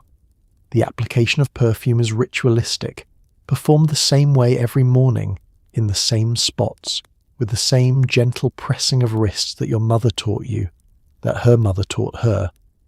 Pulse points, they're called. The places where your blood runs closest to the surface, where your body heat will warm the perfume, intensify it, make it bloom, and develop throughout the day. You spray your wrist first, one puff each, watching the mist settle onto your skin, creating tiny droplets that quickly absorb, disappearing into your flesh, becoming part of you. Then behind your ears, places no one sees but that everyone near you will smell when you lean in, when you speak quietly, when you create intimacy through proximity. Finally, at the hollow of your throat, that vulnerable place where your pulse beats visibly, where the perfume will rise with your body heat, creating an invisible cloud around your face, subtle but constant. The scent is complex, layered, revealing itself slowly throughout the day. Initially it is bright, sharp, full of citrus and something green, something fresh. But as the hours pass, the top notes fade and the heart emerges. Flowers, roses and gardenias, and something you cannot quite name, something sweet and slightly melancholy. By evening, only the base remains, powder and musk and amber, warm and soft and comforting, the smell of home, of bedtime, of peace. Perfume is expensive, more expensive even than your face cream or your lipstick, and the bottle lasts only a few months before it must be replaced. But you never consider going without it. Never imagine leaving the house unperfumed, because perfume is the final detail, the last polish, the element that makes you not just beautiful but memorable, not just presentable but special. When you walk through a room, your perfume announces you. When you leave, it lingers, a ghost of your presence, a reminder that you are here, that you mattered, that you left something beautiful behind. This invisible signature is as important as your visible beauty, as crucial as your lipstick or your curled hair, because it extends your presence beyond what can be seen, creates an impression that lasts after you've gone. You cap the perfume bottle carefully, setting it back in its place on your vanity, and you smile, knowing that you are complete now, that every element of your beauty routine has been performed, that you're ready, finally, to face whatever the day brings, armoured in powder and perfume, lipstick and curls, girdle and stockings, the full uniform of femininity in 1953 America. Beauty is not only what you apply to your face or body, it is also how you carry yourself, how you move through the world, how you sit and stand and walk. Your mother taught you this, correcting your slouch, reminding you to pull your shoulders back, to lift your chin, to hold your stomach in. Posture is everything, she would say, because a beautiful woman with poor posture is not truly beautiful at all. So you practice, constantly, consciously. You sit with your back straight, your knees together, your ankles crossed. You walk with your head high, your steps measured and graceful. You never slouch, never slump, never let your body relax into the comfortable but unflattering positions that feel natural.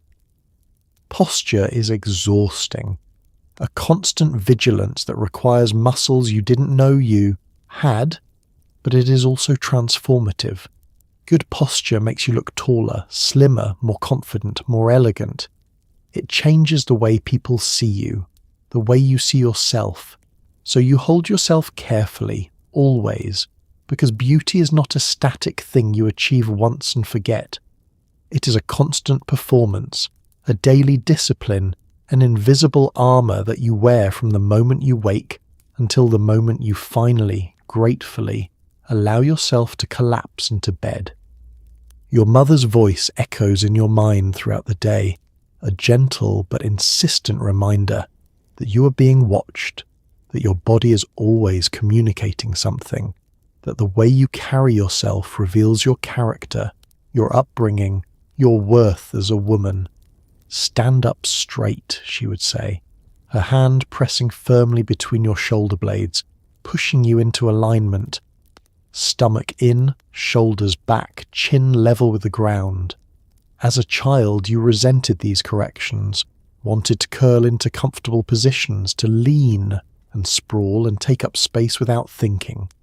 But now, as an adult, you have internalized her lessons so completely that the corrections come from within, automatic and constant, your own internal monitor that never rests, never allows you to forget. When you sit, you arrange yourself carefully, knees pressed together, ankles crossed neatly to one side, hands folded in your lap or resting gracefully on the arm of the chair. You never spread your legs, never slump forward, never let your spine curve into the comfortable C shape that would feel so much more natural. Instead, you sit upright, your back barely touching the chair back, your core engaged, your body held in constant controlled tension. Walking requires even more attention. You have practiced in front of mirrors, watched yourself move, adjusted your gait until it looks the way it should. Smooth, gliding, feminine. You take smaller steps than feel natural, keeping your knees close together, your feet landing in nearly a straight line, creating that hip sway that is both attractive and appropriate. You lead with your chest, keeping it lifted, your shoulders back but relaxed, your arms swinging gently at your sides but never too much, never with the loose, careless movement of a man or a child.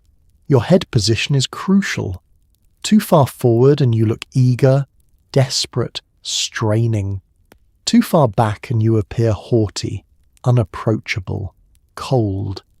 The perfect position is level, your chin parallel to the ground, your gaze forward but not staring, aware but not aggressive.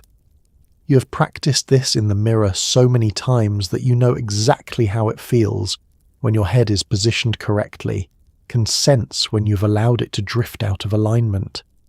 Even standing still requires work. You cannot simply stand and let your weight settle naturally, one hip jutting out, your stomach relaxing, your shoulders rounding forward. Instead, you distribute your weight evenly on both feet. Pull your navel toward your spine, roll your shoulders back and down, lengthen your neck. The position feels unnatural, almost military, but it looks elegant, poised, correct. The physical cost of good posture accumulates over the day. By afternoon, your back aches, the muscles along your spine burning from hours of constant engagement. Your shoulders carry tension, tight knots forming between your shoulder blades despite your best efforts to stay relaxed. Your core muscles fatigue, trembling slightly when you finally allow yourself to sit, though even sitting offers little relief because you must maintain the same upright position.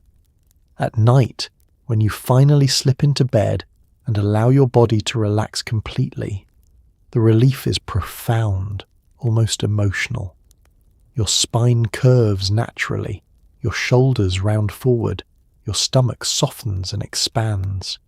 You stretch, feeling vertebrae pop and release, muscles unknotting themselves, your body sighing with gratitude for this brief respite from constant vigilance. But even in rest, you are aware that tomorrow you will resume the performance, that good posture is not a habit you can build and then forget, but a constant, conscious effort, a discipline that must be maintained every waking hour if you want to be seen as beautiful, as proper, as a woman worthy of respect. Every week you read the beauty column in your favourite women's magazine, absorbing the advice like scripture. The column tells you which creams to use, which styles are fashionable, which colours are flattering for your skin tone and hair colour. It offers tips for everything from removing age spots, to making your eyes look larger, to keeping your lipstick from feathering. You clip the articles that seem most useful, storing them in a folder you keep in your vanity drawer, a growing collection of beauty wisdom that you consult whenever you feel uncertain or want to try something new. The beauty column is more than entertainment. It is education, guidance, reassurance that you are doing things correctly, that you're keeping up with the standards of the time. The advice changes slightly from year to year. Hemlines rise and fall, eyebrows thicken or thin, but the underlying message remains constant. Beauty requires effort, discipline, attention, and you, reading faithfully every week, are determined to give it all three. The magazine arrives each month, and you save the beauty column for a quiet moment when you can read it carefully, undisturbed, giving it the attention it deserves. You settle into your favourite chair with a cup of coffee, the magazine open on your lap, and you read slowly, sometimes going back to reread a particularly interesting tip, sometimes pausing to imagine how you might implement a suggestion into your own routine. The columnist writes with authority, a woman who clearly knows more about beauty than you ever will, who has access to information and techniques that feel almost magical in their specificity. She recommends specific products by name, brands you recognise from the drugstore counter, lending them an endorsement that makes you want to try them immediately. She describes new techniques for applying makeup, for setting hair, for maintaining skin, each one presented as the solution to a problem you didn't know you had but now realise you must address. Some tips are practical, sensible things you can implement immediately. Others are more aspirational, requiring products you cannot afford or time you do not have, but you clip them anyway, saving them for someday. For when your circumstances change, for when you have the resources to pursue beauty more fully, more completely. Your folder of clipped articles has grown thick over the years, organised roughly by topic: hair, skin, makeup, figure, general beauty advice. You return to it often, flipping through the pages, rereading advice you've read a dozen times before. finding comfort in the familiar instructions, the repeated reassurances that beauty is achievable if you only work hard enough, care enough, try enough. The beauty column also warns you about mistakes, about things you might be doing wrong without realizing it. Are you washing your face with soap that is too harsh? Are you brushing your hair too vigorously? Are you neglecting your elbows and knees, allowing them to become rough and darkened? The column identifies these failures with gentle but firm language, never scolding but always correcting, always guiding you back toward the correct path, the beautiful path, the path that leads to the woman you're trying to become. Sometimes the column features reader questions, letters from women across the country asking for advice about their specific beauty concerns. You read these eagerly, comparing their problems to your own, seeing yourself in their worry about wrinkles or weight or unfashionable hairstyles. The columnist answers each question with patience and expertise, offering customized advice that feels personal, intimate, even though it is printed in a magazine that thousands of women will read. The beauty column also keeps you informed about trends, about what is new and modern and fashionable, preventing you from falling behind, from looking dated or old-fashioned or out of touch. When eyebrow styles change, the column tells you. When a new lipstick formula becomes available, the column recommends it. When Hollywood stars adopt a new hairstyle, the column explains how to recreate it at home. You follow these trends as best you can, adapting them to your own face, your own hair, your own budget, trying to maintain the delicate balance between being current and being yourself. Over time, the beauty column has become a trusted friend, a weekly conversation with someone who understands your struggles, who shares your values, who believes as you do that beauty matters, that appearance is not vanity but virtue, that taking care of yourself is not selfish but necessary. You look forward to each new column, anticipate it, rely on it to guide you through the ever-changing landscape of beauty standards and expectations. And when you discover a tip that truly works, that transforms some aspect of your appearance or simplifies some part of your routine, you feel a rush of gratitude toward the anonymous columnist who shared this wisdom, who cared enough about you and women like you to write it down, to pass it on, to make beauty just a little more achievable for everyone. Your mother always told you that beauty sleep was real, that nothing could replace the restorative power of a full night's rest, and you have found this to be true. No amount of makeup can disguise the shadows under your eyes after a sleepless night, the dullness in your skin, the puffiness in your face. So you prioritize sleep, going to bed at a reasonable hour, even when there are dishes left in the sink or laundry waiting to be folded. You create a bedtime routine that prepares your body for rest. You wash your face, apply your night cream, brush your hair, slip into your nightgown. You climb into bed with a sense of ritual, pulling the covers up to your chin, closing your eyes, willing yourself to relax. Sleep is not always easy to find, especially when your mind races with worries and to-do lists, but you have learned tricks to help. Deep breathing, warm milk, lavender sachets tucked beneath your pillow. And on the mornings when you wake feeling truly rested, you see the difference immediately. Your skin looks brighter, your eyes clearer, your entire face softer and more youthful. Beauty sleep is not a luxury. It is a necessity, as essential to your routine as lipstick or cold cream, and you guard it fiercely, knowing that it is the foundation upon which everything else is built. Sleep is perhaps the most important beauty treatment available to you, and also the most difficult to control. Unlike makeup or hairstyling, which depend entirely on your skill and effort, sleep depends on factors beyond your control. The baby waking in the night, your husband coming home late, your own anxious mind refusing to quiet, the summer heat making your bedroom unbearable, the neighbour's dog barking at shadows. But you try, making sleep a priority in the same way you prioritise your morning beauty routine. treating it not as something that happens naturally, but as something you must actively pursue, plan for, protect. You begin preparing for bed an hour before you actually intend to sleep, dimming the lights throughout the house, lowering your voice, signaling to your body that the day is ending, that rest is approaching. Your nighttime skincare routine is just as elaborate as your morning one, though with different products designed for overnight repair rather than daytime protection. You remove your makeup thoroughly, cleansing away every trace of foundation and powder and lipstick, leaving your skin bare and clean. Then you apply night cream, richer and heavier than your daytime, moisturizer formulated to work while you sleep, to nourish and repair and restore.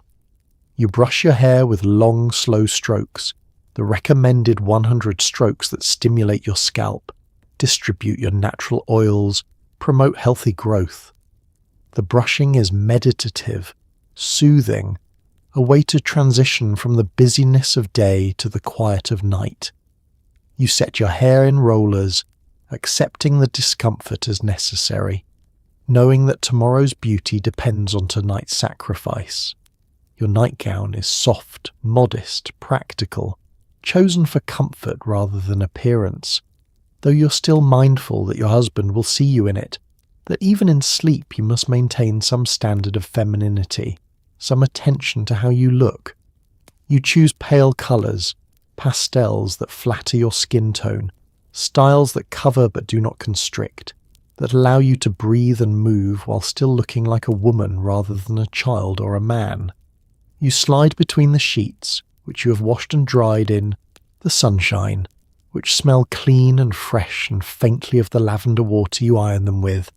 The bed is your sanctuary, the one place where you can finally stop performing, stop holding yourself upright and proper and perfect, where you can allow your body to soften and relax and simply exist without judgment. But even here, even in bed, you're conscious of your appearance. You try to sleep on your back rather than your side, because sleeping on your side creates wrinkles, presses your face into the pillow for hours, leaving creases that will eventually become permanent. You arrange your rollers carefully, trying to find a position that does not press too painfully against your skull. You keep your hands outside the covers, your night cream absorbing into your skin, your nails uncovered so they will not snag on the fabric. When sleep finally comes, it is precious, restorative, the time when your body repairs itself, when your skin regenerates, when the stress of the day is processed and released.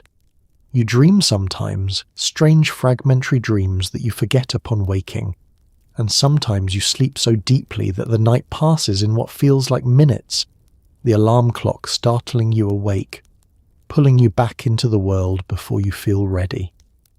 The difference between a good night's sleep and a poor one is visible immediately. After good sleep, your face looks fresh, plump, radiant, your eyes bright and clear, your skin smooth and even. After poor sleep, no amount of makeup can fully disguise the exhaustion, the grey pallor, the puffiness under your eyes, the fine lines that seem more pronounced, the overall appearance of someone who is struggling, failing, falling behind. So you protect your sleep, defend it against all the demands and distractions that threaten to steal it from you, knowing that beauty sleep is not a myth or an old wives' tale, but a genuine, irreplaceable component of the beauty routine, the invisible work that happens in darkness, in stillness, in the private hours when no one is watching and your body can finally gratefully tend to itself. Your vanity mirror sees everything. It sees you at your most vulnerable, barefaced and sleepy-eyed in the early morning darkness. It sees you at your most polished, lipstick perfect and hair set and ready to face the world. It sees your frustrations, your small victories, your constant negotiations with age and gravity and expectation. You spend more time in front of this mirror than anywhere else in your house, studying your face from every angle, checking your makeup, adjusting your hair, searching for flaws that need correcting. The mirror is both friend and critic, showing you the truth even when you would rather not see it, reflecting back every line, every spot, every imperfection that makeup can only partially hide. But it also shows you your successes, the moments when everything comes together, when your face looks exactly the way you imagined it, when you see, reflected back, not just yourself, but the ideal version of yourself, the woman you are working so hard to become. The mirror is your constant companion, your measuring stick, your teacher, and every morning you sit before it, ready to begin again. The mirror on your vanity is surrounded by small round bulbs, Hollywood style, purchased specially because you read in a magazine that this type of lighting is most flattering, most accurate, most similar to the lighting under which you will actually be seen throughout the day. The bulbs cast a warm, even glow that eliminates harsh shadows, that softens your features while still showing you the truth, that allows you to see yourself as others will see you. You've spent so many hours in front of this mirror that you know your face better than any other face in the world. You know every pore, every freckle, every slight asymmetry that makes you human rather than perfect. You know that your left eyebrow sits slightly higher than your right, that you have a small scar near your hairline from a childhood fall, that your nose is not quite straight, that your lips are thinner on one side than the other. These imperfections used to bother you, used to seem like tragedies, failures, evidence that you would never be truly beautiful. But over time, you have made peace with most of them, learned to correct what can be corrected and accept what cannot. The mirror has taught you this acceptance, this realism, this understanding that beauty is not about perfection, but about making the most of what you've been given, about working with your features rather than against them, about enhancement rather than transformation. The mirror reflects not just your physical appearance but also your emotional state. On good days, when you feel rested and hopeful, your reflection looks brighter, younger, more attractive. On difficult days, when you're tired or worried or sad, your reflection shows this too, the tension in your jaw, the tightness around your eyes, the way your face seems to collapse slightly under the weight of whatever burden you're carrying. You've learned to read your own face in the mirror, to see beyond the surface to the truth beneath. You can tell when you need more sleep, when you're getting sick, when you're stressed or anxious or approaching your monthly cycle. Your face is a map of your internal state, and the mirror is the tool that allows you to read this map, to see yourself clearly, honestly, completely. But the mirror is also aspirational, a place where you can imagine yourself differently, better, more beautiful. When you sit before it each morning, you're not just seeing who you are but envisioning who you want to become, applying makeup and styling hair with a vision in mind, working toward an ideal that exists somewhere between reality and fantasy, between your actual face and the face you wish you had. The mirror has witnessed your evolution over the years, has seen you change and age and adapt your beauty routine to match your changing face. It saw you as a young bride, fresh-faced and optimistic, believing that beauty would come easily, naturally, without much effort. It has seen you mature into a woman who understands that beauty is work, that it requires daily commitment, that it is something you build and maintain rather than something you simply possess. Sometimes you wonder what the mirror thinks of you, if mirrors could think, if it judges you for your vanity, for the hours you spend examining yourself, for the constant scrutiny and criticism and concern. But mostly you think the mirror understands, that it knows you're not vain but vigilant, not narcissistic but necessary, doing what must be done to survive in a world that judges women by their appearance, that rewards beauty and punishes its absence. The mirror is your partner in this daily ritual, reflecting back not just your image but your efforts, your dedication, your refusal to give up, to let yourself go, to surrender to age and gravity and the passage of time. And every morning when you sit before it once again, you and the mirror enter into the same unspoken agreement. You will work, and it will show you the truth, and together you will create something beautiful, something worthy, something that allows you to face the world with confidence, with grace, with the knowledge that you have done everything possible to make yourself acceptable, presentable, perfect. Beauty is expensive, not only in money but in time, in energy, in the constant mental load of remembering and planning and maintaining. The jars and bottles on your vanity represent not only dollars spent but hours invested. Mornings begun before dawn, nights ended with rituals that leave you too tired to read or talk or simply be. The hair appointments, the permanents, the stockings that run and must be replaced, the lipsticks that wear down and must be repurchased. All of it adds up, creating a budget, line item that your husband sometimes questions but that you defend fiercely, because you know that your appearance is not vanity but necessity, not indulgence but investment. You know that a woman who lets herself go is judged, whispered about, pitied or scorned. So you do not let yourself go. You maintain, you preserve, you work at beauty with the same dedication you bring to your housework, your cooking, your care of your family. But sometimes, in the quiet moments, you wonder what it would feel like to simply stop, to wash your face and leave it bare, to let your hair dry naturally, to walk out the door without lipstick or powder or perfume. Would the world end? Would you still be yourself? These questions flutter through your mind like birds you cannot catch, and then you push them away, because wondering is dangerous, and you have a routine to keep, a standard to maintain, a reflection to perfect. So you reach for the cold cream, you unscrew the lid, and you begin again. The true cost of beauty is rarely calculated, rarely discussed, hidden beneath layers of social expectation and feminine duty. If you were to add up all the hours you spend each week on beauty maintenance, the number would be staggering, perhaps shocking. An hour each morning for your full routine, time throughout the day for touch-ups and checks and adjustments, evenings spent setting your hair and performing your nighttime skincare, Saturday afternoons at the beauty parlour, additional time for special preparations when you have events to attend or photographs to take. It amounts to nearly a full-time job, this work of being beautiful, and yet it is work that receives no pay, no recognition, no acknowledgement beyond the vague understanding that a woman should always look her best. The financial cost is easier to quantify, but harder to justify.